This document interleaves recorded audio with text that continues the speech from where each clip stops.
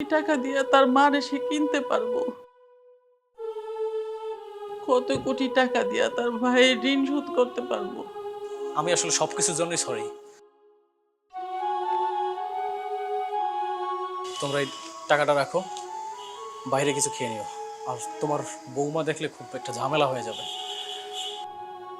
ভাই, আমি আর মা এদিকে এসে তোমার ক্ষতি করার লেগে আইনি।